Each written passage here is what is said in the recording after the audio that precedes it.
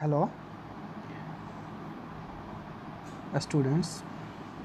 We are going to discuss the question and answers of chapter 3 Deep Water of your book Fleming. So let us start. Question: what is the misadventure that William Douglas speaks about? Answer: William O. Douglas had just learned swimming.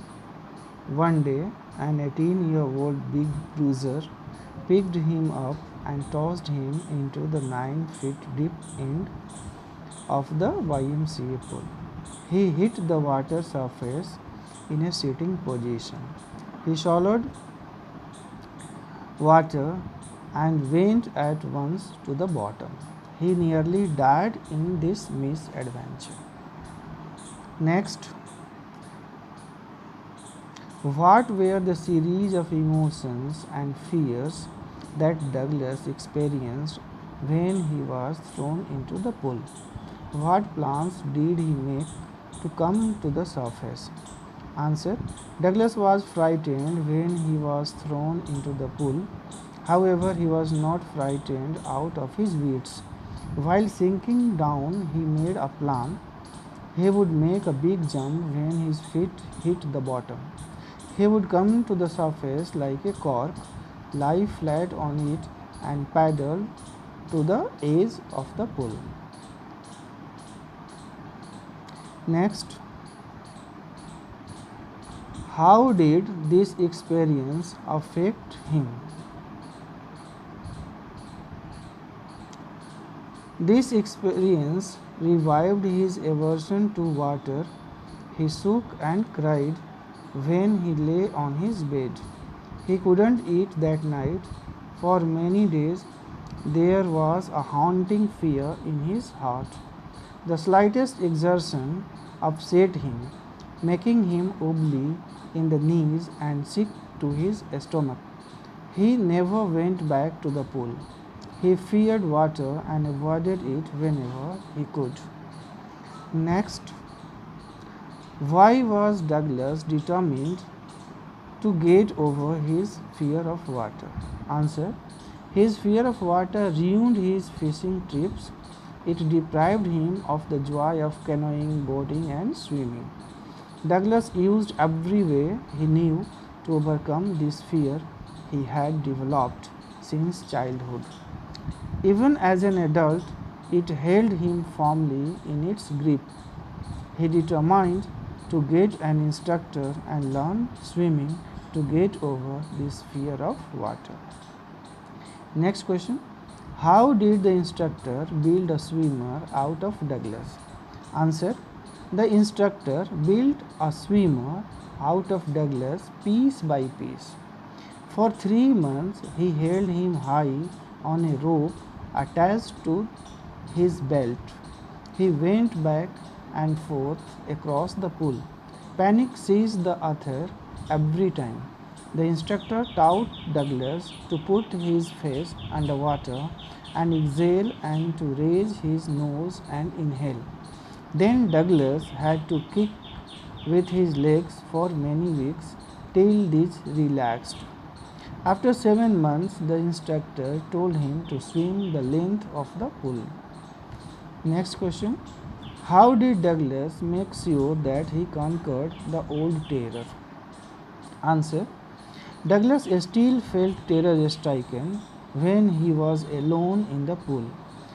The, the remnants of the old terror would return, but he would rebuke it and go for another length of the pool. He was still not satisfied, so he went to Lake Wentworth in New Hampshire, dived off a dock at Triggs Island, and swam 2 miles across the lake. He had his residual doubts, so he went to Mid Glacier, dived into Warm Lake, and swam across to the other shore and back. Thus, he made sure that he had conquered the old terror. Next question: how does Douglas make clear to the reader the sense of panic that gripped him as he almost drowned. Describe the details that have made the description vivid. Answer. Douglas gives a detailed account of his feelings and efforts to save himself from getting drowned. He uses literary devices to make the description graphic and vivid. For example, those 9 feet were more like 90. My lungs were ready to burst. I came up slowly. I opened my eyes and saw nothing but water. I grew panicky. I was suffocating. I tried to yell, but no sound came out. Next question. How did Douglas overcome his fear of water? Answer. When Douglas grew up, he took the help of an instructor to learn swimming. His training went on from October to April. For 3 months, he was taken across the pool with the help of a rope. As he went under, terror filled him and his legs froze.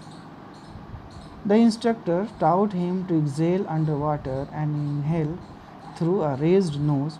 He made him kick his legs to make them relax. Then he asked him to swim. He continued swimming from April to July. Still, all terror had not left. He swam 2 miles across Lake Wentworth and the whole length to the shore and back of Warm Lake. Then he overcame his fear of water. Next question.